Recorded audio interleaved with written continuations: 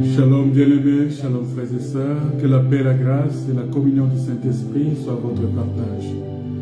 Que Dieu vous bénisse de partout où vous nous suivez, que Dieu vous comble de sa grâce. Père Céleste, nous te rendons des actions de grâce, nous te bénissons pour ton amour, ta bonté et ta fidélité.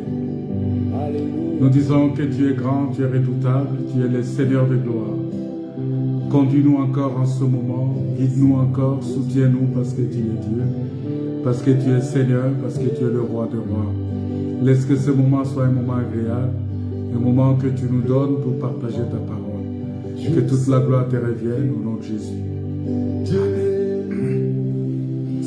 Visité, voici le temps nouveau, chantons gloire à l'agneau.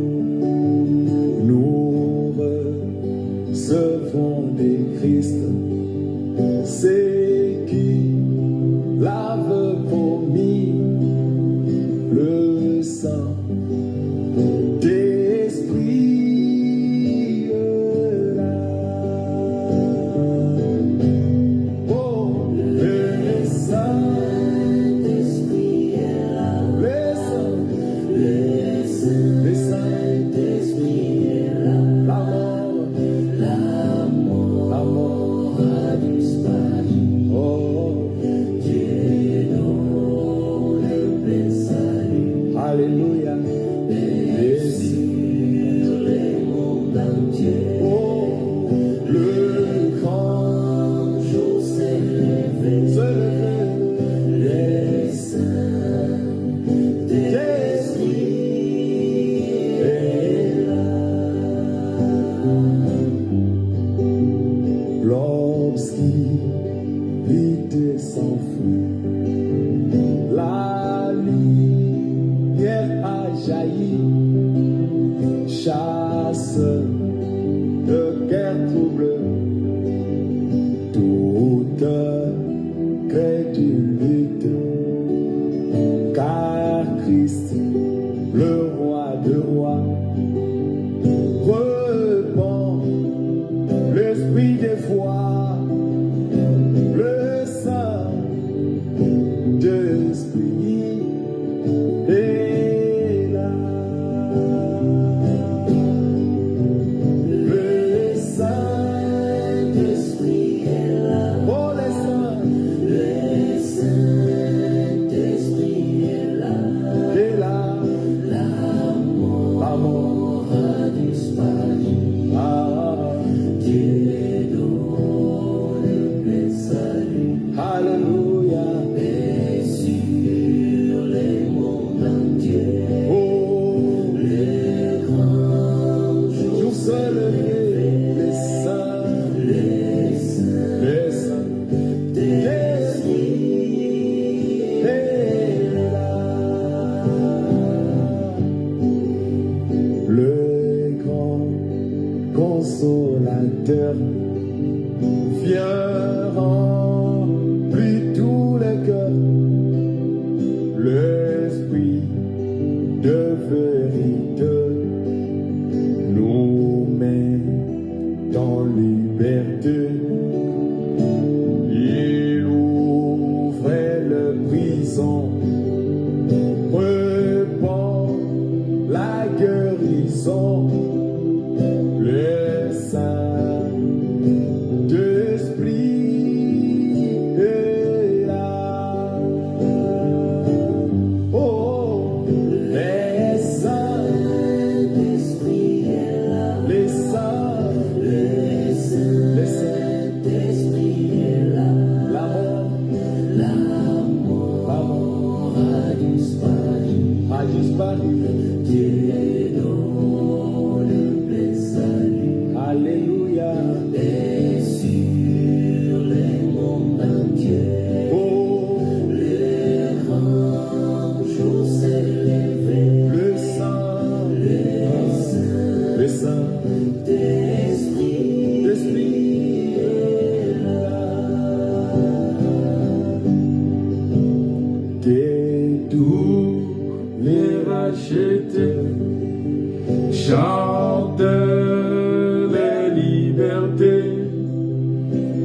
à Christ tout accompli.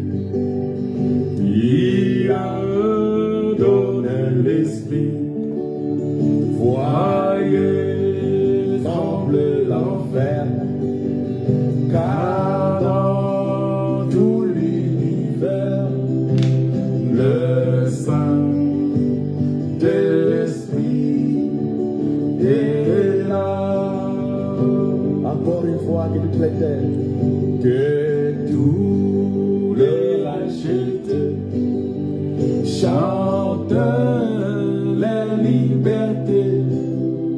Christ a tout accompli, bien-aimé, sur la croix. Il nous a guéris, nous a délivrés, nous a bénis. Parce qu'il est notre Dieu, il est notre Seigneur. Nous lui rendons des actions de grâce parce que ce qu'il a fait pour nous est plus que merveilleux. Voilà pourquoi nous avons intérêt à lui dire merci. Nous avons intérêt à le bénir. Nous avons intérêt à proclamer sa grandeur. Le Saint-Esprit est là. Le Saint-Esprit est là. La mort a disparu. Dieu donne le salut. Alléluia. Et sur le monde entier, le grand jour s'est levé. Le Saint-Esprit est là. Shalom bien-aimés, shalom frères et sœurs, que la paix, la grâce et la communion du Saint-Esprit soient votre partage. Que Dieu vous bénisse de partout où vous nous suivez, que Dieu vous comble vraiment de sa grâce, parce qu'il est notre Dieu, il est notre Père, il est le Seigneur de gloire, il est celui qui dit quelque chose et la chose arrive. Donc nous revenons encore ce soir pour continuer notre message, notre enseignement, parce que Dieu nous aime tellement, il nous aime tellement que tout ce qu'il fait, il le fait pour un but. Et je vais te dire que Dieu t'aime beaucoup, Dieu a beaucoup d'amour pour toi, et il dit que lorsque tu as été pécheur, Jésus est venu mourir pour toi. Vous voyez, c'est déjà une grâce exceptionnelle, une grâce qui dépasse tout entendement, une grâce qui dépasse tout ce que l'homme peut penser, peut imaginer. Voilà pourquoi nous, en tant qu'enfants de Dieu, en tant que rachetés, il dit que tous les rachetés puissent chanter leur liberté. C'est très important, il faut chanter ta liberté, il faut chanter ce que Dieu fait pour toi, ce que Dieu, la grâce de Dieu manifestée dans ta vie, c'est une bénédiction. Et je continue à dire merci à Dieu, je continue à rendre grâce au Seigneur pour tout ce qu'il fait pour nous. Donc, je peux tout perdre, mais tant que j'ai la parole de Dieu, je bénis le Seigneur pour ça. Vous voyez, c'est pourquoi il faut toujours être en paix. Il faut toujours être en paix parce que la paix est la clé de toutes choses. La paix. Et Jésus a dit, je vous donne ma paix, je vous laisse ma paix. La paix que le monde ne peut pas donner. Vous voyez, la paix que Dieu nous donne, c'est la paix que le monde ne peut pas donner. Parce que dans le monde, nous voyons tout ce qui est dans le monde. Nous voyons l'argent, nous voyons les véhicules, nous voyons la femme, tu vois les enfants, tu vois. Tout ça, ce sont des choses qui sont dans le monde. La paix que Dieu me donne, même ma femme ne peut pas me donner ça. Même mon enfant ne peut pas me donner ça. Même ma mère ne peut pas me donner ça. Même, je ne sais pas qui ne peut pas me donner ça. Même si j'achetais une belle voiture, ça ne peut pas me donner cette paix-là. Même si j'achetais une belle maison, ça ne peut pas me donner cette paix-là. Vous voyez? Mais cette paix-là, c'est la paix qui dépasse toute intelligence. Vous voyez? On dit la paix de Dieu qui surpasse toute intelligence gardera vos cœurs en Jésus-Christ. Vous vous rendez compte? C'est-à-dire que cette paix-là, ça surpasse toute intelligence. Ça dépasse l'intelligence du monde. Ça dépasse tout ce que l'homme peut penser dans ce monde. Et donc, notre sujet qu'on est en train d'étudier, c'est l'Éternel est avec nous et notre communion avec nous, avec lui. C'est-à-dire que Dieu est avec nous, Dieu marche avec nous. Et nous avons vu un peu beaucoup de choses. La dernière fois, on a parlé de beaucoup de choses. On a parlé des enfants d'Israël, hein, quand ils sont sortis de l'Égypte, parce que ça, c'est quelque chose que Dieu voulait faire, parce que Dieu, le plan de Dieu, c'est de vivre au milieu de son peuple. Le plan de Dieu, c'est de vivre au milieu de ses enfants, c'est de vivre avec nous.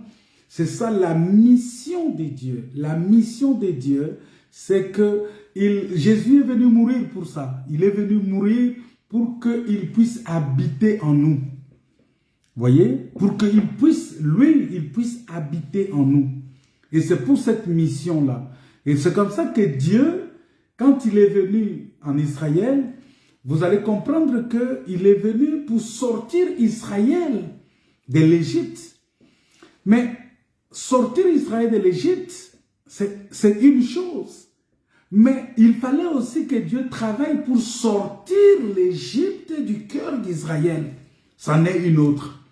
Parce que tu peux sortir de l'Égypte, mais tant que l'Égypte est encore dans ton cœur, tu n'as rien fait. C'est comme beaucoup de gens aujourd'hui, ils sont sortis du monde, mais ils ont encore le monde dans leur cœur. Voilà pourquoi nous nous retrouvons dans des assemblées avec beaucoup de frères et sœurs, une église remplie, pleine de personnes, mais c'est le monde en fait qui s'est juste déplacé. Le monde s'est déplacé pour venir dans l'église. Alors que lorsque le monde sort du cœur des frères et sœurs, en ce moment-là, nous allons comprendre que c'est-à-dire qu'à ce moment-là, nous allons comprendre que l'homme est totalement délivré, l'homme est totalement libéré. Voilà pourquoi, pour comprendre cela, je reviens encore à cet enseignement de ce dont nous avons parlé dans Genèse chapitre 1er. Parce que, on va lire ce texte-là. Parce que la mission de Dieu,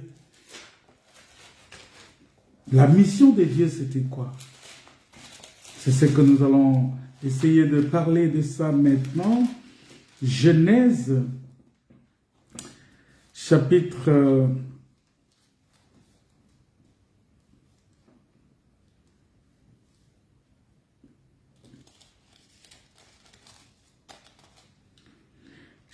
2, Genèse chapitre 2, verset 7.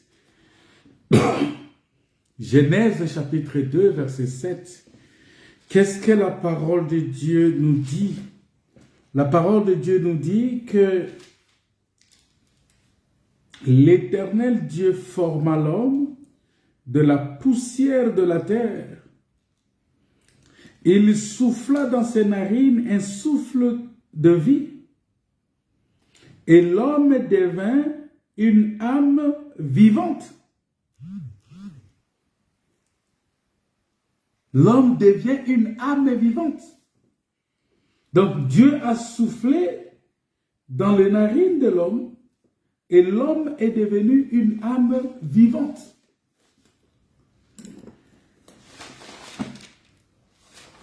C'est-à-dire que l'homme, quand Dieu a créé l'homme, il a créé pour qu'il soit une âme vivante. Je prends encore un autre texte.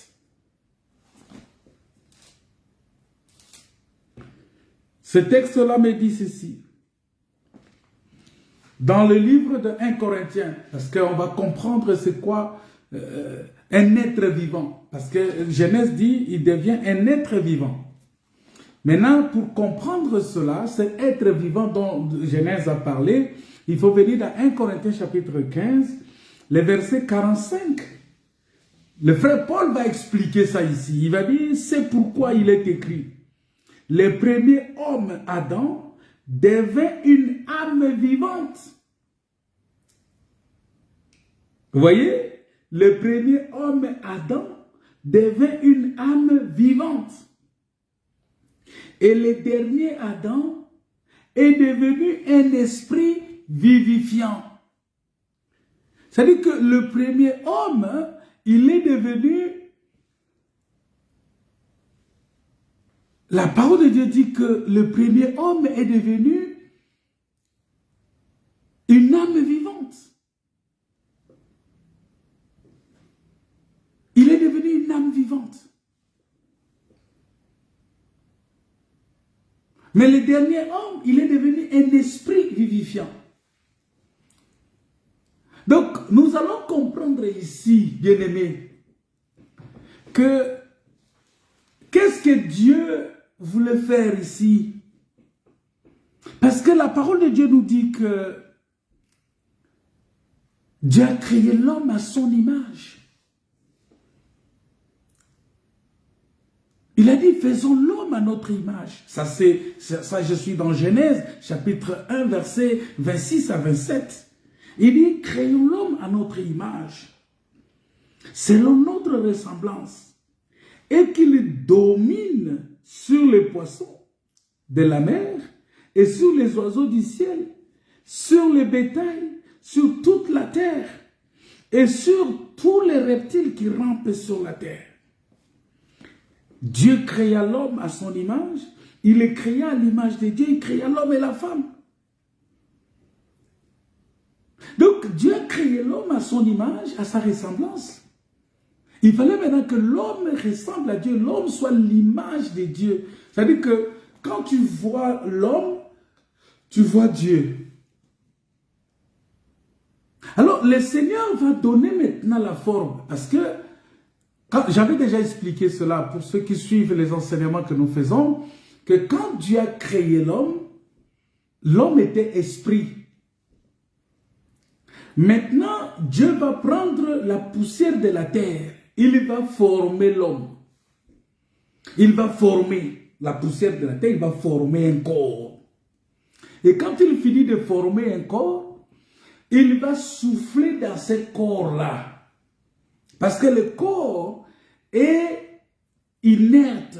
Le corps sans souffle ne pouvait pas bouger. Parce que la Bible dit, pour louer, pour chanter, pour danser, pour adorer Dieu, il faut que tu respires. Or, pour que l'homme respire, il fallait que l'homme reçoive le souffle de Dieu.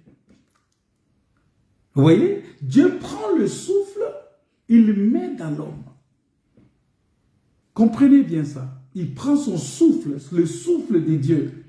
C'est-à-dire que Dieu, en d'autres termes, on va dire que Dieu s'est déversé dans l'homme. C'est-à-dire l'esprit était dans l'homme et l'âme aussi était dans l'homme.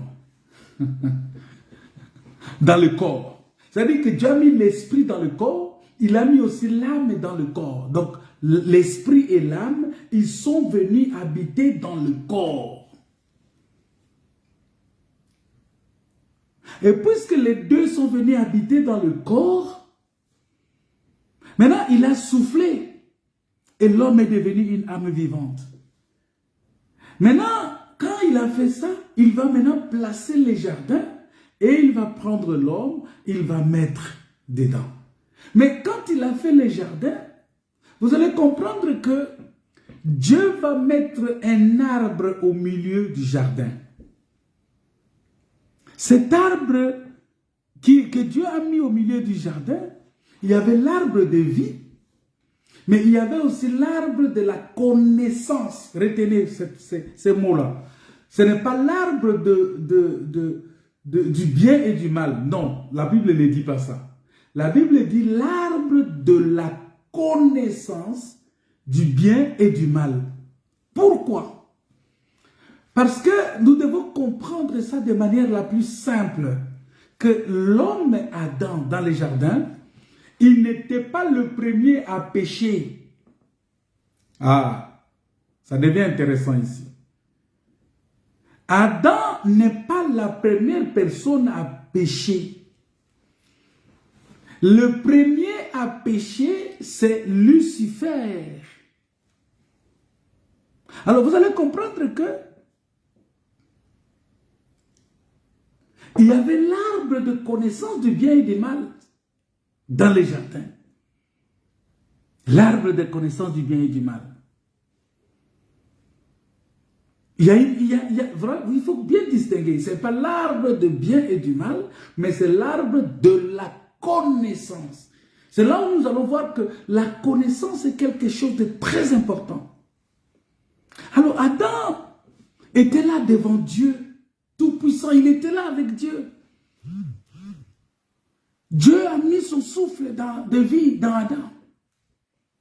Et à ce moment, Dieu a fait, il a allumé sa flamme à l'intérieur d'Adam. Il a allumé Adam. La Bible dit que Adam est devenu vivant parce que c'est l'âme qui a donné la vie à Adam. L'esprit est venu. L'esprit là, c'est le souffle du Tout-Puissant. L'esprit vient, il donne la forme, il donne le mouvement au corps. Et l'âme d'Adam devient une âme vivante. Ça veut dire qu'il est devenu vivant, il a commencé. Et Dieu a donné maintenant, Dieu a donné à Adam la capacité maintenant de penser. Parce que c'est à partir de l'âme qu'on pense. La pensée, c'est au niveau de l'âme. C'est quelque chose qui se fait au niveau de l'âme.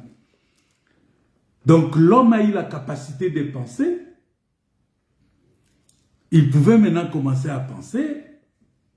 L'homme a eu la capacité, c'est-à-dire que Dieu peut, à ce moment-là, donner quelque chose à penser. Et Adam avait la capacité aussi de parler dès que Dieu lui donne quelque chose à dire. Il pouvait parler aussi. Il pouvait parler. Il avait la capacité maintenant de choisir. Ou bien, il avait la capacité d'utiliser la volonté, sa volonté, dès que Dieu lui proposait deux choix. Donc, Dieu lui a proposé quelque chose. Et Dieu a mis maintenant cet arbre-là dans les jardins. L'arbre de la connaissance du bien et du mal. C'est-à-dire, Adam avait le choix de chercher à connaître le bien ou à connaître le mal. C'est-à-dire qu'il y avait cet arbre-là, là-bas. Donc, le mal, Dieu l'a installé là. Dieu a mis le mal là, dans les jardins d'Éden. Maintenant, Dieu, qu'est-ce que Dieu va faire? Dieu va interdire à Adam. Il va dire, ben, écoutez, comme c'est un enfant, Adam, c'est comme un enfant à ce moment-là. En ce qui concerne la connaissance, il était un enfant. Et il se tenait là en attendant que Dieu lui dise quelque chose afin qu'il puisse penser, parler, utiliser sa volonté. C'est-à-dire qu'il était conduit par Dieu. C'est un enfant. Nous sommes un enfant, nous sommes conduits par Dieu. Voilà pourquoi Dieu dit que pour hériter le royaume des cieux, il faut être comme un enfant. Adam était comme un enfant. Et il recevait tout de Dieu. C'est Dieu qui lui disait de parler, c'est Dieu qui lui disait de faire. C'est-à-dire que Dieu lui a donné cette capacité-là de réfléchir, cette capacité-là de choisir, cette capacité-là d'utiliser sa volonté. Et comme j'ai dit que Adam n'était pas le premier à pécher, donc, parce qu'il y a beaucoup d'entre nous qui pensent que oui, bon, Adam est le premier. Non, si personne n'avait péché avant lui, ou s'il n'y avait pas eu le mal à la venue d'Adam, pendant qu'Adam venait, s'il n'y avait pas eu de mal avant, pourquoi y avait-il un arbre de la connaissance du bien et du mal? Parce que Lucifer qui était à l'origine, parce que Lucifer était le chérubin protecteur, il était le chérubin, il était dans le paradis de Dieu. Et quand il a désobéi, la Bible dit qu'il était intègre jusqu'à ce que l'iniquité soit trouvée en lui. Et Lucifer il a décidé qu'en raison de sa beauté, vous voyez, il a décidé de défier Dieu, de vouloir attirer l'adoration vers lui, de vouloir à ce que les anges qui étaient là puissent commencer à l'adorer. Il voulait se mettre à la place de Dieu. Il voulait s'élever, élever son trône jusqu'à Dieu. Et Dieu l'a précipité dans les péchés. La Bible dit jusqu'à ce que l'iniquité fût trouvée en lui. Et les fruits sur l'arbre de la connaissance du bien et du mal, vous voyez, ça dit que nous voyons qu'il y avait la représentation déjà du mal qui était là. Qui était en Lucifer. Et Dieu l'a mis dans les jardins. Voilà pourquoi nous devons faire très attention. Parce qu'il y a beaucoup de gens qui disent que la présence de Dieu, c'est l'absence du diable. C'est faux. Ce n'est pas écrit. Demandez une écriture. Personne ne vous donnera l'écriture de ça. Quand les gens disent, oh non, la présence de Dieu, il y a beaucoup de gens qui disent ça. La présence de Dieu, c'est l'absence du diable. Non. Ça ne veut pas dire que si Dieu est là, le diable ne peut pas. Non, mais interrogez Job, il va vous dire. Job, le diable était dans la présence de Dieu. Vous voyez? Il faut l'interroger. Jésus, dans sa présence, le diable était venu. En sa présence. Il est venu même trouver les diables, les démoniaques qui étaient sortis des cimetières, tout ça. Jésus les a vus. Et ils ont dit, mais Seigneur, tu es venu avant les temps. Pourquoi tu es venu comme ça avant les temps? Ça, c'est pour les gens qui invoquent le feu, tout ça. Bon, le feu, nous envoyons le feu sur les diables. Non, il faut regarder le temps. Est-ce que c'est le temps de leur envoyer le feu? Si tu pries comme ça, le diable lui-même va se moquer de toi. Parce qu'il va dire que tu ne connais pas la parole de Dieu. Il dit, mais celui-là, il invoque le feu sur moi, mais mon temps pour aller dans le feu n'est pas encore arrivé. Mais comment il peut m'envoyer dans le feu? Tu m'envoies dans le feu avant le temps. Parce que le diable a dit ça au Seigneur Jésus. Mais Seigneur, mon temps n'est pas encore arrivé. Donc, Dieu était en conseil des ministres, en conseil spirituel, en conseil avec ses anges. Le diable est venu. Donc, pour vous dire que même dans les jardins d'Éden, il y avait le fruit du mal était là. Le fruit du mal était dans les jardins. Parce que Dieu a dit, Dieu a mis ça, la connaissance du bien et la connaissance du mal. C'est pas pour rien dans Deutéronome, Dieu dit, voici je mets devant toi deux choses, le bien et le mal. Mais toi, choisis le bien si tu veux vivre. Donc, si tu veux vivre, il faut choisir le bien. Si tu ne choisis pas le bien, tu vas mourir. Et donc, ici, vous allez voir que Adam, au lieu de choisir le bien, il va choisir le mal. Et Dieu a dit que l'âme qui pêche, c'est-à-dire l'âme qui désobéit, parce que le péché, c'est quoi? C'est la désobéissance de la loi. Donc, Adam a désobéi à la loi de Dieu. Et c'est là où maintenant, parce que, vous savez, peut-être nous devons comprendre que le mal avait déjà eu lieu. Il y avait la connaissance du mal aussi bien que du bien, mais il n'aurait peut-être pas été juste que Dieu cache cette connaissance-là à Adam. Parce qu'il avait déjà dit que faisons l'homme à notre ressemblance, à notre image. Il ne pouvait pas lui cacher des choses. Parce que Dieu avait la connaissance de l'arbre. Et puisqu'Adam a été créé à sa ressemblance, donc il devrait tout montrer à Adam. Il a donné tout à Adam. Il n'a rien caché. Il n'a pas caché cette connaissance-là à Adam. Donc Dieu montre ici que il a donné à Adam une position hautement stratégique, une position unique, une position, il était le chef, le représentant de Dieu sur la terre. Parce que il devrait, c'est lui qui devrait. Adam était comme les dieux sur la terre. Adam, il était le Dieu sur la terre. Adam était Dieu sur la terre. Voilà pourquoi nous disons que il faut comprendre la mission de Christ. Et quand l'homme a péché, Dieu a dit que le jour où vous en mangerez, vous mourrez. Et c'est comme ça que le diable, il vient avec ça. Avec cette phrase-là. Il renverse la phrase. Il dit, est-ce que Dieu a-t-il réellement dit que si vous mangez, c'est là, que vous ne mangerez pas de cet arbre-là, et si vous en mangez, la femme a dit, oui, Dieu a interdit, Dieu a dit, on ne touche même pas. Parce que le jour où on va manger, le diable lui dit, non, écoutez. Donc le diable a déclaré même Dieu menteur. Il a dit, non, vous ne mangerez pas. Si vous mangez, vous ne mourrez pas. Mais au contraire, vous serez comme des dieux, c'est-à-dire vous aurez la connaissance du bien et du mal. Vous connaîtrez qu'est-ce qu'est le mal. Or, en faisant cela, ils vont désobéir à la loi de Dieu.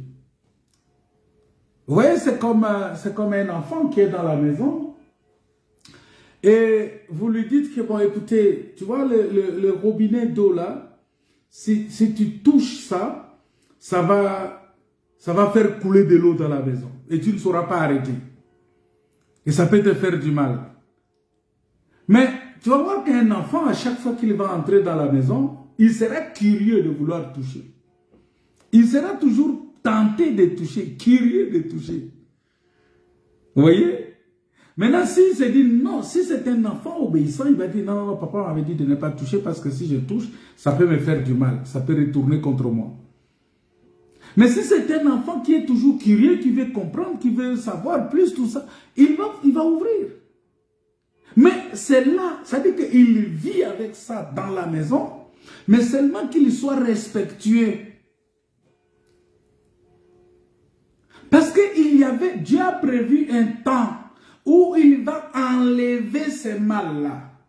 Dieu a prévu un temps pour ôter le mal. Dieu a prévu un temps pour faire disparaître le mal. Parce que puisque le mal a été commis par Satan, tant que Satan n'est pas encore jeté dans le feu éternel, détruit, écrasé, tant que sa tête n'est pas encore écrasée, et tant qu'il n'est pas encore jeté complètement dans le feu, ce mal-là va toujours être là.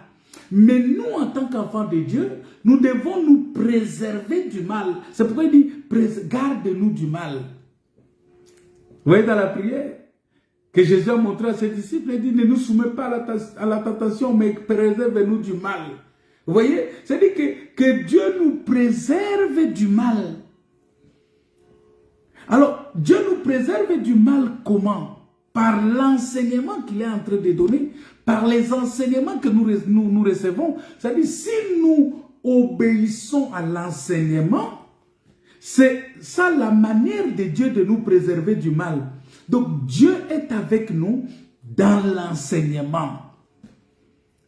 C'est-à-dire que nous devons, voilà pourquoi, Psaume chapitre 1, dit ceci, heureux l'homme qui ne marche pas selon les conseils des méchants. C'est-à-dire que tu ne marches pas selon les conseils des méchants, qui ne s'arrête pas sur la voie des pécheurs et qui ne s'assied pas en compagnie des moqueurs, mais qui trouve son plaisir dans la loi de l'Éternel. C'est-à-dire que la loi de l'Éternel ne peut pas être pour nous une charge, mais que nous devrions trouver du plaisir dans cette loi, dans la parole de Dieu. Et la Bible dit qu'il la médite jour et nuit. C'est ça. C'est-à-dire c'est lui qui veut être avec Dieu. C'est lui qui veut s'assurer que Dieu est avec lui, doit méditer la parole de Dieu jour et nuit. Parce qu'il dit, je garde ta parole afin de ne pas pécher contre toi. Vous voyez? C'est-à-dire que pour ne pas pécher, pour ne pas désobéir, pour ne pas aller loin de la face de l'Éternel, il faut garder la parole. Il faut garder l'enseignement. C'est très important. La Bible dit qu'il est comme un arbre planté près d'un courant d'eau, qui donne son fruit à sa saison, et dont le feuillage ne flétrit point. Et tout ce qu'il fait, lui réussit. Tout ce qu'il fait, lui réussit. On va voir ça. Vous voyez que ici, l'homme qui était devenu une âme vivante, il va désobéir à Dieu.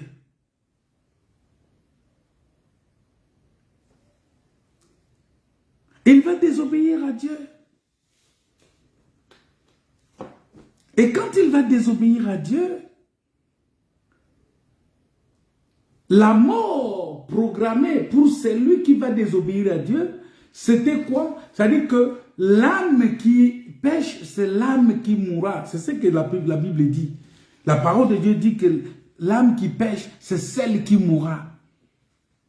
Or, la mort de l'âme, c'est quoi? La mort de l'âme, c'est que tu es séparé d'avec Dieu. Dieu te quitte. Dieu ôte le royaume entre tes mains. En d'autres termes, il ôte les chandeliers entre tes mains. Il enlève les chandeliers. Parce que les chandeliers, la lampe, c'est aussi le royaume, selon la parole de Dieu. C'est le roi. Dieu a appelé David le chandelier. Et si vous lisez dans Daniel, vous allez voir que le roi est égal au royaume. Donc Dieu va ôter le royaume entre tes mains. Il va ôter, c'est-à-dire que la Bible dit cherchez premièrement le royaume des cieux et sa justice. Et tout le reste vous sera donné. C'est-à-dire que nous cherchons le royaume maintenant, nous recevons le royaume. Le royaume, c'est Jésus-Christ. Le royaume, c'est Dieu lui-même. Le royaume, c'est la parole de Dieu que nous avons. Et donc, c'est la grâce de Dieu, le royaume. Et quand tu pêches, Dieu, qu'est-ce qu'il fait? Il retire son royaume. Et donc, c'est ce qui est arrivé à Adam. Dieu va chasser, dans l'autorité que Dieu avait donnée à Adam, de dominer. L'homme va perdre cette autorité-là, de dominer, alors que lui, il avait le pouvoir sur tout. Il avait le pouvoir sur les serpents, il avait le pouvoir sur toutes les bêtes, tout ça. Il avait le pouvoir, c'est Genèse, on a lu ça. Il avait le pouvoir sur toutes ces choses. Mais quand il a péché, ça veut dire que lui qui était devenu une âme vivante, l'âme là est morte. Et l'âme est morte. La mort de l'âme, c'est quoi? C'est la séparation avec Dieu. Quand l'homme est chassé du jardin, ça veut dire que Dieu a séparé, s'est séparé de l'homme. L'Esprit de Dieu ne pourra plus habiter à toujours dans l'homme.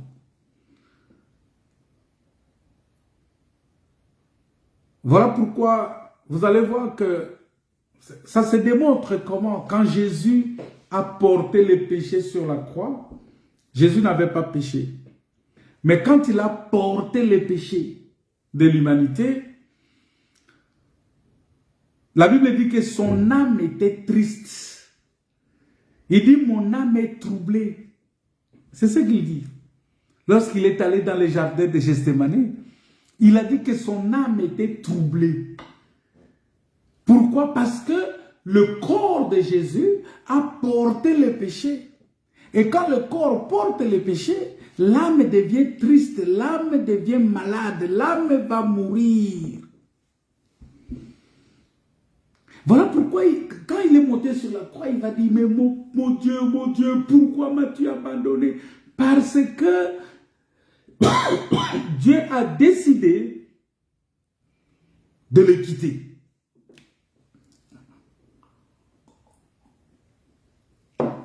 Dieu a décidé de les quitter. Dieu a décidé de les quitter. Et donc cette âme-là est restée. Voilà pourquoi la mission de Jésus-Christ était de venir restaurer l'âme. C'était de venir réveiller, c'est-à-dire que donner à l'homme un cœur nouveau, parce que l'âme aussi c'est le cœur. Et donc il dit, voici je vais faire une chose nouvelle. Je vais vous donner un cœur nouveau. Et je mettrai à vous mon esprit. C'est-à-dire que l'esprit doit revenir encore dans le corps pour souffler dans le corps afin que l'homme devienne une âme vivante. Voilà pourquoi vous allez comprendre que Jésus, à la fin de sa mission, quand il a fini toute sa mission, la Bible dit quoi? Parce que Jésus était venu, la mission c'était de recréer le monde. Alors il a créé, il a dit, suivez-moi, je vous ferai pécheurs d'hommes. Vous voyez ce langage-là? C'est-à-dire, ça explique, faisons l'homme à notre image, selon notre ressemblance. C'est-à-dire qu'il devrait faire l'homme maintenant, il devrait refaire l'homme. Il devrait recréer l'homme. Il a dit, suivez-moi, je vous ferai. C'est-à-dire qu'il devrait maintenant réformer l'homme, recréer l'homme. Je vous ferai. Vous voyez? Comme Dieu a dit, faisons l'homme à notre image. Donc lui va faire l'homme aussi à son image. Parce que Jésus est venu pourquoi? Pour les âmes perdues. Il a dit, je suis venu pour les brebis perdues de la maison d'Israël. Il est venu pour les âmes perdues. Alors, il vient, il dit, mon nom. Moi, comme je suis Dieu, je dois maintenant former l'homme à mon image et selon ma ressemblance. Voilà pourquoi il vient, il prend les disciples, il prend les apôtres, il va les former à son image et à sa ressemblance. Il dit, suivez-moi, je vous ferai pécheurs d'hommes, je vous ferai gagneurs d'âmes, je vous ferai vous allez être, vous êtes des disciples faiseurs de disciples. Et à la fin de sa mission, il dit, bon, allez par tout le monde, faites les disciples. Il a donné la mission. Mais après, il dit, non, non, non. Avant qu'il n'aille faire ce travail-là, il fallait qu'il entre en eux.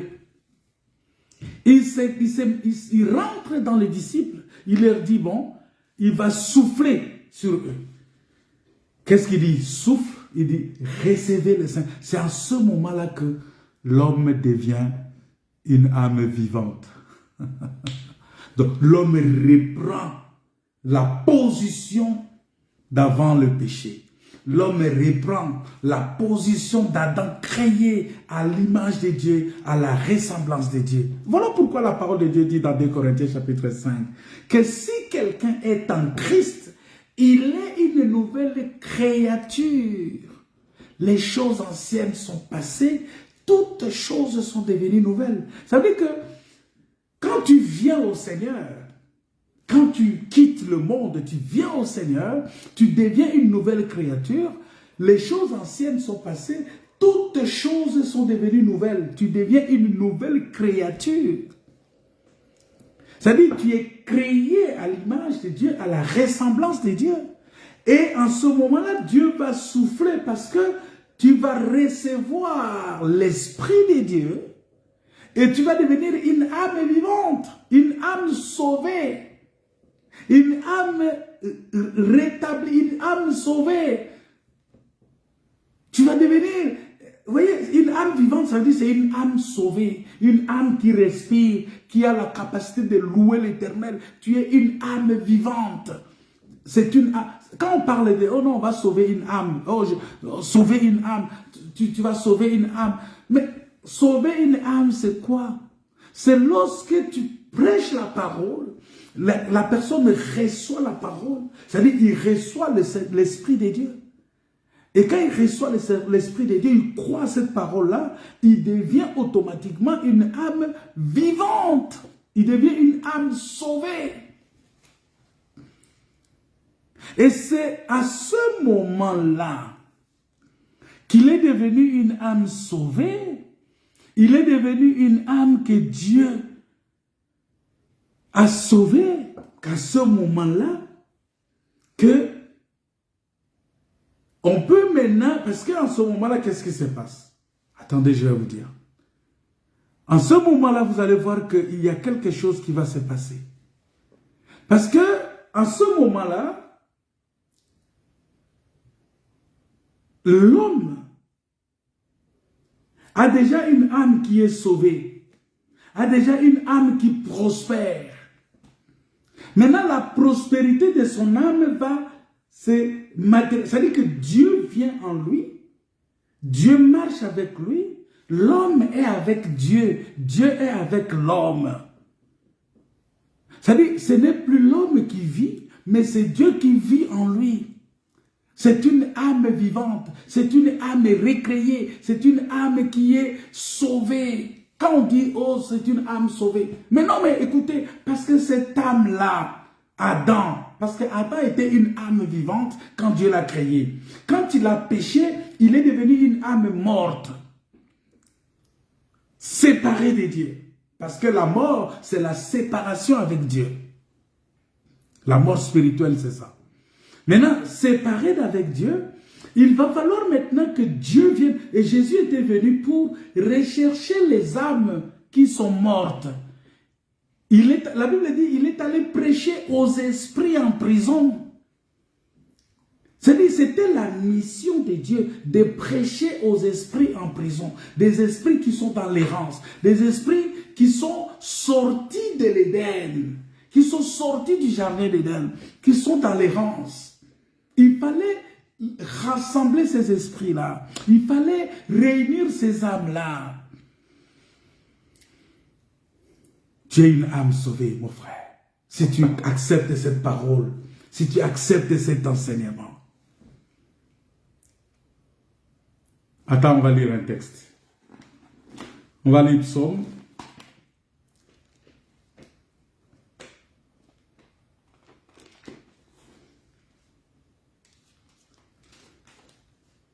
Non, on prend 2 Timothée.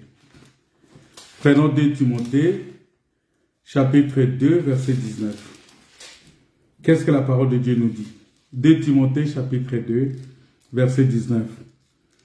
La Bible dit, néanmoins, les solides fondements de Dieu restent debout, avec ses paroles qui lui servent de sceaux. Le Seigneur connaît ce qui lui appartiennent.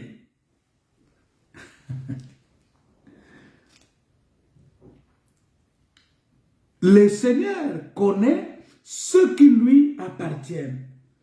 Et quiconque prononce le nom du Seigneur, qu'il s'éloigne de l'iniquité. Vous voyez? Quiconque prononce le nom du Seigneur, qu'il s'éloigne de l'iniquité. Parce que ici, vous allez comprendre que l'iniquité, c'est ça qui a chassé Lucifer du paradis. Et c'est aussi l'iniquité là qui a chassé Adam du jardin d'Éden. C'est-à-dire, ce qui tue l'âme de l'homme, c'est l'iniquité. Alors, quand quelqu'un vit dans l'iniquité, ça veut dire qu'il a tué son âme, il est séparé d'avec Dieu. L'iniquité, c'est quoi? C'est la désobéissance à la parole de Dieu, mais c'est aussi ce que nous appelons l'incrédulité. C'est ça l'iniquité. L'iniquité, c'est l'incrédulité. L'iniquité, c'est l'orgueil. Quand on parle de l'iniquité, oh non, iniquité, tout ça, le mystère de l'iniquité, c'est l'esprit de l'orgueil qui te dit, qui vient dans ta tête pour te dire que Dieu n'existe pas. Qui l'esprit de l'orgueil qui vient mettre d'autres choses en priorité de la parole de Dieu dans ton cœur. C'est ça l'esprit de l'iniquité. Parce que l'esprit de l'iniquité vient avec l'idolâtrie. L'esprit de l'iniquité, c'est pourquoi l'esprit de l'iniquité, quand il est entré chez Lucifer, il est venu avec l'idolâtrie. C'est-à-dire qu'il voulait que les anges l'adorent au lieu d'adorer Dieu. Vous voyez? Au lieu qu'ils adorent Dieu, ils voulaient recevoir l'adoration. À ce moment-là, il allait devenir leur idole. Pas leur Dieu, mais leur idole. Et c'est le même esprit que le diable est venu avec ça chez Christ. Il vient, il dit, si tu m'adores, je vais te donner tout ça. Et Jésus lui a dit, écoute, tu n'adoreras que Dieu seul. Tu le serviras lui seul et tu n'écouteras que lui seul. Vous voyez? C'est-à-dire, Jésus avait compris ça parce qu'il est Dieu. Alors que Adam n'a pas compris. Adam, comme il recherchait la connaissance, Dieu avait placé l'arbre de la connaissance là. Et lui, il recherchait cette connaissance-là, de ce mal-là. Et cet arbre de connaissance du bien et du mal, il n'a pas écouté la voix de Dieu. Le diable lui a prêché l'enseignement de l'iniquité. Que si vous allez manger ça, vous serez comme Dieu. Vous voyez? Et du coup, ils étaient emballés. La femme emballée dans ça. Ils ont dit, oh, on va être comme Dieu. C'est-à-dire, on va être élevé. Parce que les hommes aiment l'élévation. Les gens aiment la gloire. Mais ils oublient que Dieu a dit, je ne donnerai ma gloire à personne. Dieu ne partage pas sa gloire. Vous voyez? Et donc, puisque l'homme voulait être élevé, alors que Dieu l'a créé à son image. Vous voyez, l'homme était déjà Dieu. Mais il voulait être le Dieu créateur, alors que Dieu lui a donné le pouvoir même de la création. Écoutez, quand Dieu a créé l'homme, il lui a donné le pouvoir que lui, il avait de la création. Il a donné ce pouvoir-là. Parce qu'il lui a dit, tu vas donner les noms à tout ce qui est créé et tu vas dominer sur ça. C'est toi ici. Donc, donner les noms, c'était aussi créer. En fait, c'était la suite de la création. Donner les noms. Dieu a donné ce pouvoir-là à l'homme. Mais l'homme va vendre ce pouvoir-là. Il va vendre son droit d'aînesse. Il va vendre ce pouvoir-là au diable. Il a vendu ce pouvoir. Et le diable a pris ce pouvoir-là. Lorsqu'il se présente devant Jésus-Christ, il dit, voilà, tout cela m'a été donné. Tu vois? Qui lui a donné? C'est Adam. Adam lui a donné tout ça.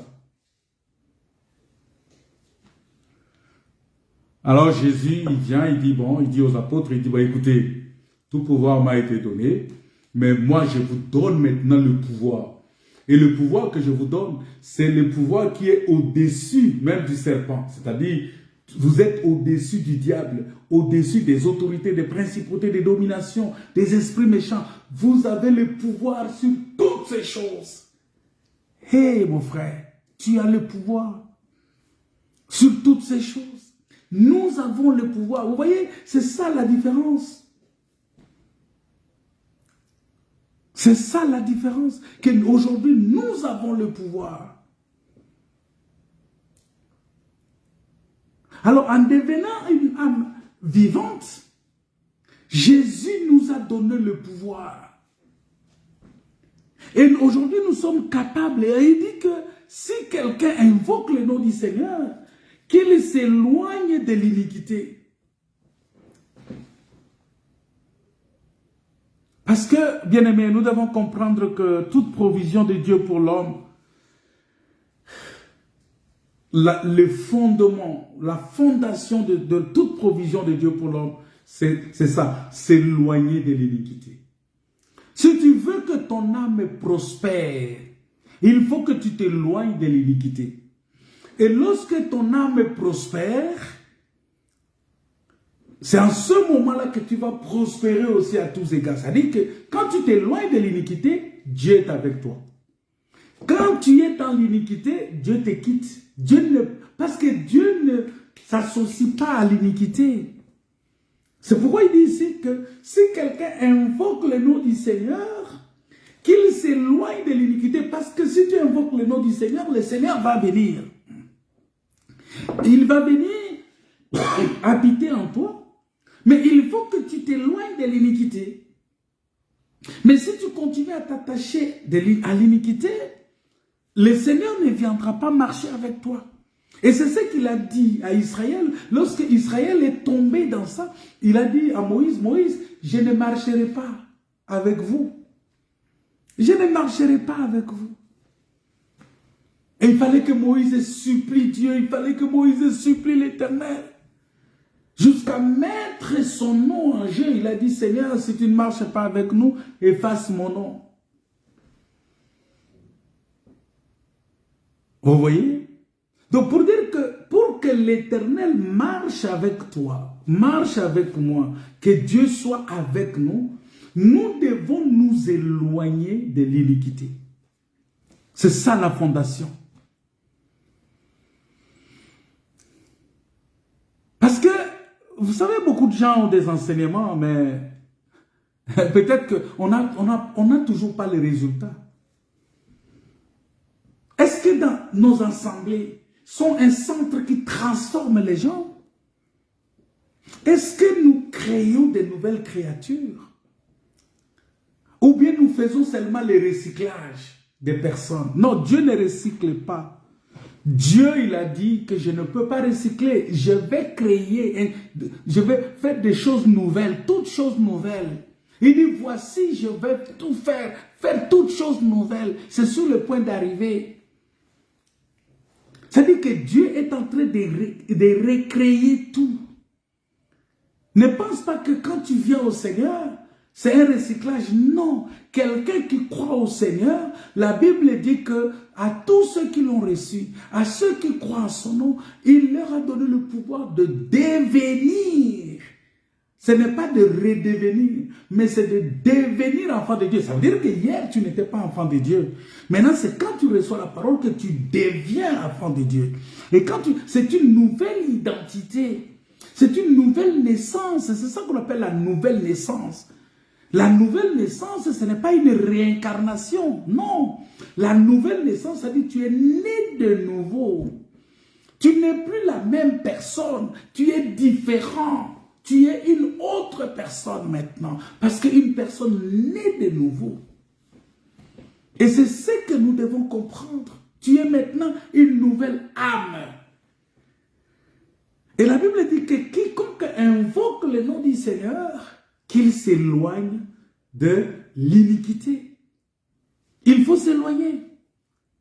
Parce que nous devons comprendre que toute écriture est inspirée de Dieu. C'est ce que la Bible dit. Utile pour convaincre, pour corriger, pour instruire. Dans la justice. C'est 2 Timothée chapitre 3, verset 16 qui dit ça. Dans la justice. Ça doit nous instruire dans la justice.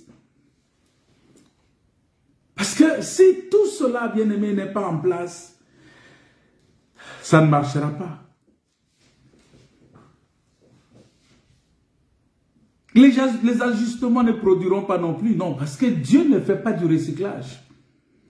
Voilà pourquoi nous devons faire très, très, très attention.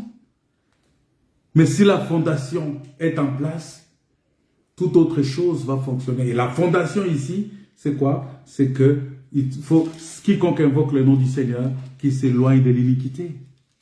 Parce que, bien aimé, tant que le péché est là,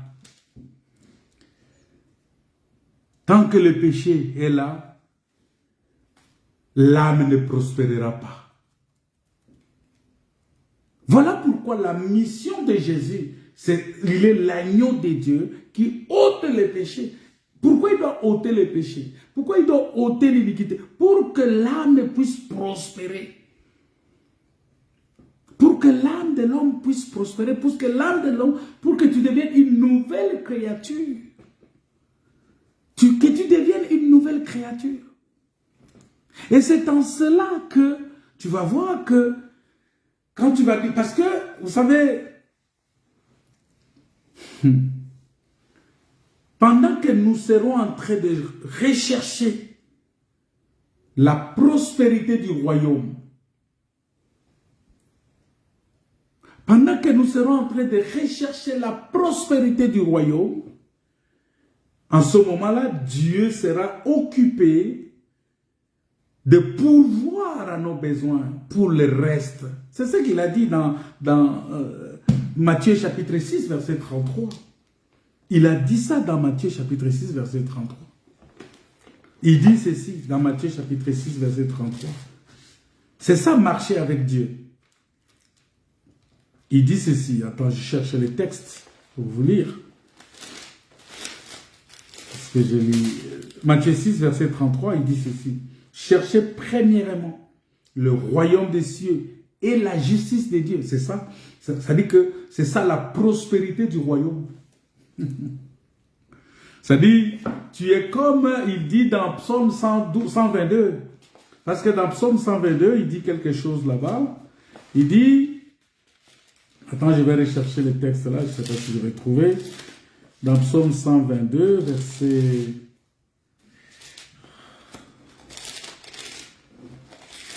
Seigneur, que le Seigneur nous aide, parce que bon, on vieillit déjà aussi, et puis la tête commence à fatiguer pour retenir tous les versets. Psaume 122, on va lire le verset 6. Il dit, demandez la paix de Jérusalem, que ceux qui t'aiment jouissent du repos. Vous voyez? Ça veut dire que si nous demandons la paix d'Israël, nous allons jouir du repos. C'est ça, rechercher premièrement le royaume des cieux et sa justice. Et tout le reste nous sera donné par-dessus tout. C'est-à-dire que ceux qui prospéreront, ceux qui vont voir la main de Dieu dans leur vie. Je dis bien la main de Dieu. Parce que nous devons savoir qu'il y a deux sources. Je ne m'étais pas attardé là-dessus parce que Adam, il avait deux sources dans les jardins. Parce qu'à un certain moment, il s'est retrouvé devant deux sources, deux voix à écouter. Il y avait la voix du serpent, il y avait la voix de Dieu, qui a dit, vous ne mangerez pas. Et il y avait la voix du serpent qui a dit, vous mangez, vous ne mourrez pas. Dieu dit, vous ne mangerez pas, parce que si vous mangez, vous mourrez. Le serpent vient, il dit, vous mangerez, vous ne mourrez pas. Et donc, l'homme avait ces deux voix-là qui résonnaient. Et il fallait qu'il fasse le choix. Et le choix est fait par l'âme. C'est pourquoi on parle de Dieu. Ah, il a décidé en âme et conscience. Vous savez pourquoi on dit ça? Parce que le choix est fait dans l'âme de l'homme. C'est l'âme qui décide. C'est la volonté. La volonté est dans l'âme de l'homme. Tu vois, tu fais le choix. Il y a des gens qui ont fait le choix de souffrir. Il y a des gens qui ont fait le choix de vivre avec le diable. Il y a des gens qui ont fait le choix de vivre avec le mal. Parce que si tu es toujours dans le mensonge, mais qui est le père des mensonges? Mais c'est le diable. C'est-à-dire que tu as fait le choix de vivre avec le père du mensonge. C'est-à-dire que tu l'acceptes comme ton père adoptif. Tu as fait le choix de vivre dans le commérage, dans toutes ces choses, ces mauvaises choses-là. C'est-à-dire que c'est toi qui as fait le choix. Voilà pourquoi, bien-aimé dans le Seigneur, c'est là où le verset, je vais peut-être m'arrêter là pour ce soir, parce que si Dieu est avec nous,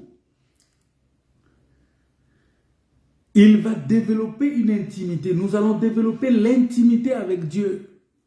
Et je vous avais expliqué le mercredi, c'est quoi l'intimité avec le Seigneur? L'intimité avec le Seigneur, c'est pas romantique. L'intimité avec le Seigneur, c'est l'obéissance à sa parole.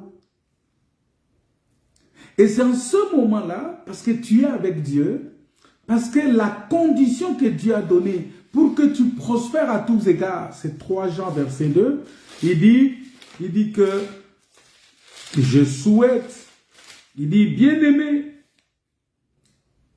Vous voyez, ce souhait ici est pour les bien-aimés, ce n'est pas pour n'importe qui. C'est pour le bien-aimé. Vous voyez ce texte-là? Aujourd'hui, tout le monde peut utiliser ça. Tout le monde utilise ça. Mais les gens utilisent ça abusivement.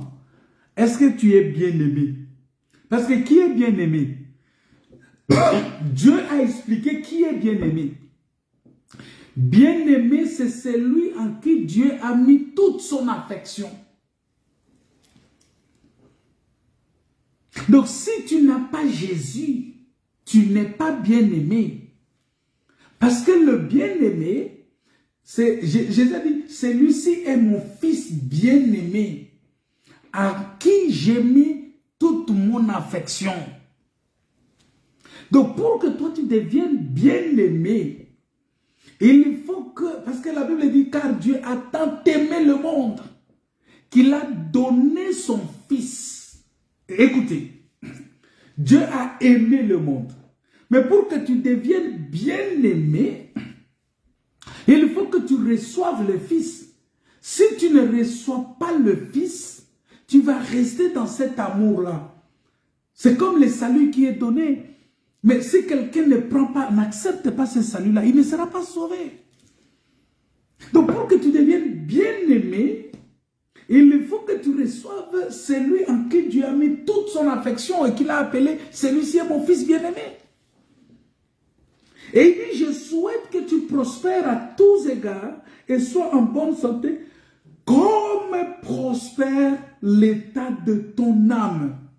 C'est-à-dire, vous voyez, c'est ça, l'état de ton âme prospère. C'est-à-dire que pour que ton âme prospère, il faut que tu t'éloignes de l'iniquité, comme on a lu dans 2 Timothée. Quand tu t'éloignes de l'iniquité, ton âme va prospérer. Et c'est en ce moment-là que tu vas recevoir aussi la prospérité dans d'autres domaines. Donc, marcher avec Dieu, Dieu avec nous, c'est lorsque, parce que si nous invoquons le nom de l'Éternel, nous devons nous éloigner de l'iniquité. À ce moment-là, il est avec nous. Parce que s'il y a l'iniquité, il ne va pas marcher avec nous. Je vais vous dire une chose, vous savez, pour terminer, quand Jésus est venu, un jour, il devrait laver les pieds des apôtres. Alors, qu'est-ce qu'il fait? Il avait une tenue, la Bible dit, il s'est déshabillé, il a mis la tenue qu'il avait, il a mis ça à part, et il s'est abaissé pour laver les pieds des apôtres. Vous savez pourquoi? Parce que la tenue qu'il avait ne devrait pas prendre la poussière des pieds des apôtres, ne devrait pas prendre la saleté, ne devrait pas prendre, parce que Dieu ne pêche pas. Et donc il descend maintenant, il commence à laver les pieds des apôtres. Et il va prendre une autre tenue, un autre habit, un autre vêtement. Et c'est avec ça qu'il va essuyer les pieds des apôtres. Il va essuyer les pieds des apôtres avec un autre vêtement. Cet autre vêtement-là, c'est quoi? C'est le corps que le Seigneur a pris. C'est-à-dire qu'il s'est dépouillé, il a laissé son corps, il est venu, il a pris un autre corps. Il a dit, tu n'as voulu ni sacrifice ni holocauste, mais tu m'as formé un corps pour venir faire ta volonté. C'est-à-dire qu'il vient avec un corps pour faire la volonté de Dieu. Et c'est ce corps-là qui a pris les péchés. Pour expier les péchés, pour purifier l'homme, il devrait prendre un autre corps. Et Dieu a pris un autre corps, il est venu avec ça, il a travaillé, il a purifié, il a sauvé, il a guéri, il a délivré. Et après maintenant, il est retourné. La Bible dit qu'après avoir terminé de purifier les pieds des apôtres, il s'est relevé. Vous voyez? C'est-à-dire que quand il termine la mission, il devrait retourner. Parce que l'objectif, c'est de s'éloigner de l'iniquité. C'est de s'éloigner de l'iniquité. Voilà pourquoi nous devons comprendre, bien aimés dans le Seigneur, que accepter Jésus, ce n'est pas simplement faire la répétition des prières que les gens, oh non, il a reçu Jésus comme son Seigneur et Sauveur. Ah non, je lui ai fait accepter Jésus. Non, ce n'est pas comme ça. On ne fait pas accepter Jésus à quelqu'un, non. On prêche la parole, le Saint-Esprit vient convaincre la personne lui-même déclare que j'accepte Jésus. Ce n'est pas quelque chose, une formule magique où on commence à te faire réciter des prières. Seigneur Jésus, je te donne mon cœur. Mais des fois, il y a des gens qui récitent des prières et lui-même, il n'est même pas convaincu dans son cœur. Il récite juste comme ça. Et les gens pensent qu'en récitant comme ça, c'est fini. Non, non, non, c'est pas ça. La Bible dit, si tu confesses de ta bouche, et si tu crois de ton cœur, qu'est-ce qui te dit qu'il a cru dans son cœur?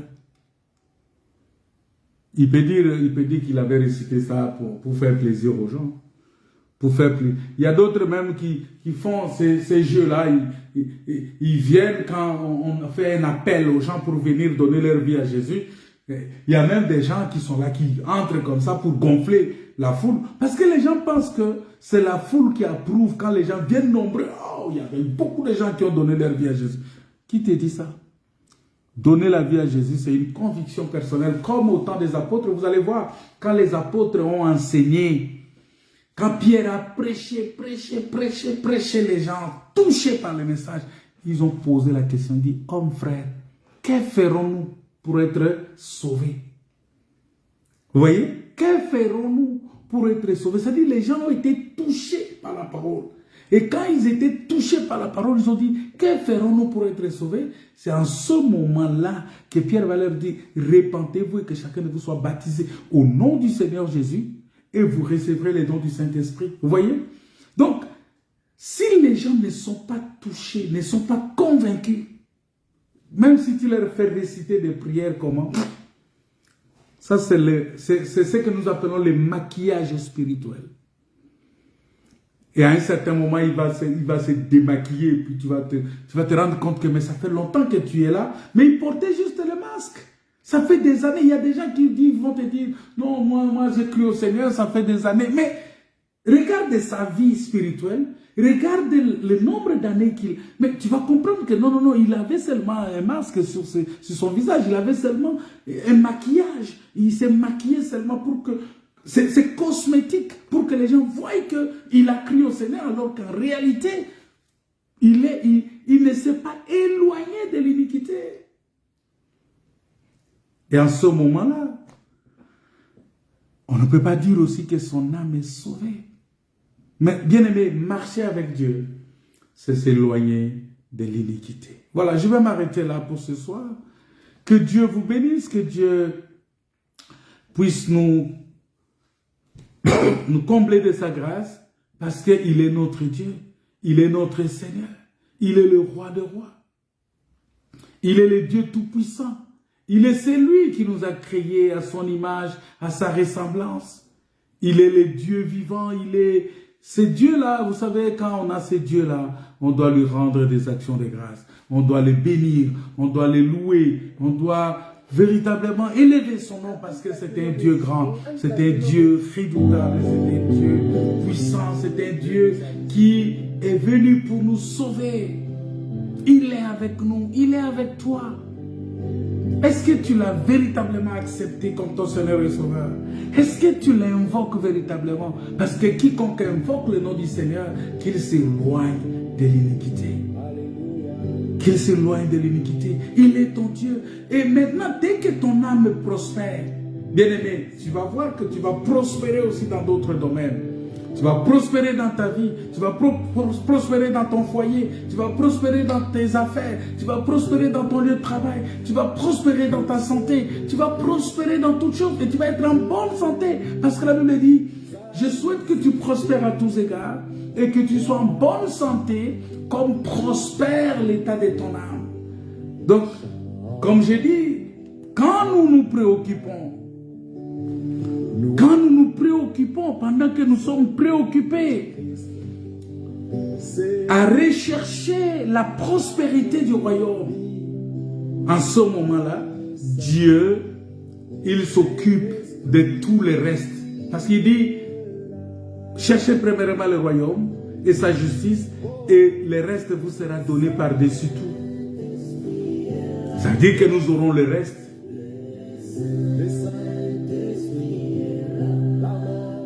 Voilà pourquoi nous devons vivre dans cette...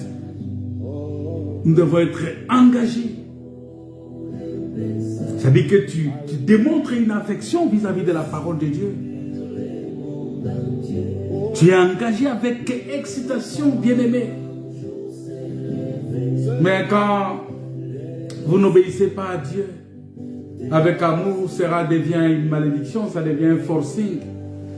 Et l'affection, vous savez, l'affection est une expression d'amour. Hein? Mais quand vous gagnez l'amour de Dieu, vous devenez quelqu'un d'extraordinaire sur terre. Gagnez seulement l'amour de Dieu. Dieu a tant aimé le monde. Mais il faut que tu reçoives celui en qui il a mis toute son affection. Son fils bien-aimé. Toi aussi tu vas devenir son bien-aimé. En ce moment-là, il va manifester sa puissance et sa grâce, sa profondeur. Tu vas le servir avec dévouement. Tu vas le servir avec dévouement. Tu n'auras pas de retenue pour servir le Seigneur. Tu seras entièrement consacré à Dieu. Entièrement consacré à Dieu. Parce que la Bible dit que l'homme qui craint l'Éternel, l'Éternel lui montre la voie qu'il doit choisir. Je suis en train de lire ces passages-là devant moi ici dans le livre de Psaume 25, où Dieu dit que celui qui craint l'Éternel,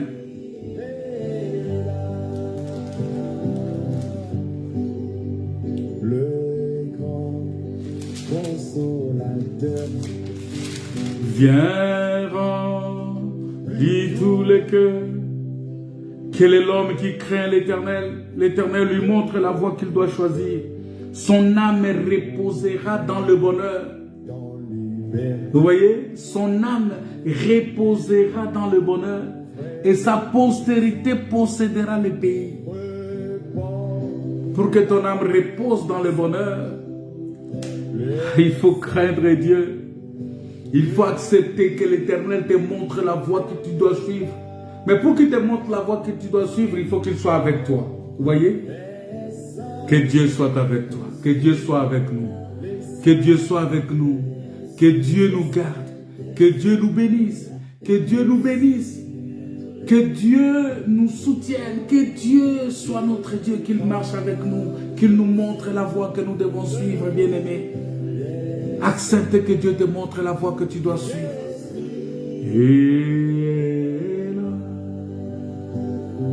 Seigneur Dieu Tout-Puissant, bénis ton peuple. Bénis ce peuple ici, présent. Seigneur, aide-nous à marcher dans ta voie. Aide-nous, Seigneur, à marcher dans la crainte de l'Éternel. Et montre-nous, Seigneur, la voie que nous devons choisir pour que notre âme repose dans le bonheur. Que Dieu fasse reposer ton âme dans le bonheur. Et tant que ton âme est dans le bonheur, ton corps aussi va prospérer. Toutes tes affaires aussi vont prospérer. Et tu vas vivre la paix du cœur, la paix du Seigneur. Parce que la prospérité de ce monde, tous les gens de ce monde qui ont prospéré, ils n'ont pas la paix. La vraie prospérité, c'est lorsque tu as la prospérité qui vient de ton âme. Et à ce moment-là, tu as la paix du cœur. Quand tu vas gagner l'argent, quand tu vas te marier, quand tu vas fonder ton foyer, tu vas faire tes enfants, tu vas faire tes affaires, tu vois que tu seras en paix. Quoi qu'il arrive, c'est la paix de Dieu qui va garder ton cœur en Jésus-Christ. Que Dieu vous bénisse. Si vous avez été bénis par ces messages, merci de partager ça aussi avec d'autres personnes. pour qu'ils suivent. Que Dieu vous comble vraiment de sa grâce, que Dieu vous soutienne, que Dieu vous renouvelle encore, que vous soyez réellement une nouvelle créature. Au nom de Jésus, notre Seigneur et Sauveur. Soyez bénis. N'oubliez pas que nous allons nous retrouver dimanche à 14h30 pour écouter la parole de Dieu. Et nous serons en présentiel dans les lieux de réunion, en présentiel. Pour ceux qui sont dans la Normandie, à Rouen, dans les environs, au Havre, à Dieppe, partout, au Tréport, dans les environs ici, nous nous réunissons sur à une place Guillaume Apollinaire, 76 000 Rouen. C'est ça l'adresse. Vous pouvez nous contacter inbox si vous voulez. Si vous avez des questions, n'hésitez pas à nous envoyer ça. Inbox. Que Dieu vous bénisse. Que Dieu vous comble de sa grâce. Amen. Chante leur liberté, car Christ tout accompli. Il a donné l'esprit, voyeux, tremble l'enfer, car dans tout l'univers, le Saint-Esprit est là. Encore une fois, que toute la terre, que tout le rachète, chante.